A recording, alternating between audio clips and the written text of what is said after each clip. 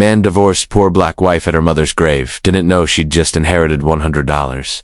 Million rain fell softly over the cemetery, blurring the rows of gray headstones into a sea of grief. Aisha Carter stood frozen in front of her mother's grave, her black dress clinging to her legs, her hands trembling as she held a single white rose. The words carved into the stone were still too fresh. Valiant Carter. Beloved mother Aisha had already lost so much. Her mother was gone. Her heart was broken. And now, her marriage was ending right here, of all places.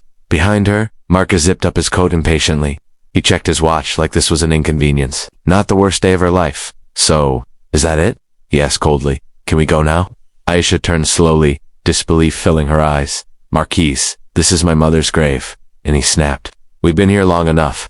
She stared at him, realizing something she had tried to ignore for years. This man never loved her. Marcus sighed and rubbed his face. Look, Aisha, I can't keep doing this. The struggle. The bills. The embarrassment. Embarrassment. Her voice cracked. My friends are buying homes, he continued. Investing, living, and I'm married to someone who can't even help herself. She flinched.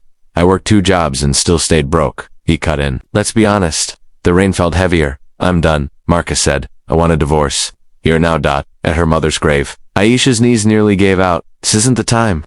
It's never a good time, he replied. And your mom? Well, she never left you anything anyway. So don't expect life to magically change. He pulled folded papers from his coat. I already filed. Sign them. Her hands shook as she stared at the documents. Marcus leaned closer and whispered, cruelly, You're poor, Aisha, and you always will be, she signed. Not because she agreed, but because she was too exhausted to fight. Marcus walked away without another word. Aisha stayed. She knelt by her mother's grave and finally let herself cry. I'm alone, Mama, she whispered. I don't know how I'm going to survive. A soft voice interrupted her grief. Mrs. Carter. She turned to see a sharply dressed older man holding an umbrella. My name is Thomas Whitaker, he said gently. I was your mother's attorney. Aisha blinked. My mom didn't have money for a lawyer. Thomas smiled kindly. Your mother was. Very private. He handed her a folder. Your mother left you everything. Aisha opened it with shaking hands. Her breath caught. Numbers. So many numbers. She looked up. This can't be right. Thomas nodded. Your mother was the sole heir to a technology patent from the 1980s. It recently sold? For how much? Aisha whispered. $100 million. The world tilted. I don't understand, she said. Thomas's eyes softened. Your mother never wanted money to change how you were treated. She wanted you to be loved for who you are. Aisha collapsed into sobs, grief, relief, shock, colliding, all at once. Within days, everything changed. Aisha paid off debts she never thought she'd escape.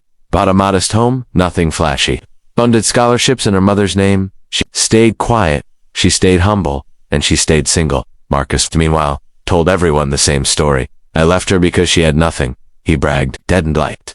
6 months later, fate invited them into the same room, a high-profile charity gala. Downtown. Marcus arrived with his new girlfriend, dressed in a rented tux, trying desperately to look important. Then the host took the stage. Tonight, he announced, we honor a woman whose generosity has changed thousands of lives. The room darkened. A spotlight came on. Aisha stepped forward. Elegant, calm, radiant. Marcus's face, drained of color. That can't be, he whispered. And the founder of the Carter Foundation, the host continued. Mrs. Aisha Carter. Applause thundered. Marcus's girlfriend turned to him. You know her? He couldn't speak. Aisha took the microphone. My mother taught me that wealth doesn't define worth, she said. Character. Her eyes swept the crowd. And then they landed on Marcus. Just for a second. No anger, no bitterness, just peace. After the event, Marcus pushed through the crowd. Aisha, he stammered. I didn't know. If I had known, she smiled gently. He would have stayed for the money, not for me. He opened his mouth. He raised a hand. He divorced me when I had nothing. He had told me everything I needed to know. She walked away richer in every way that mattered. Moral people who leave you when you have nothing were never meant to enjoy what you become. True worth is revealed in hardship, and patience always outlives betrayal.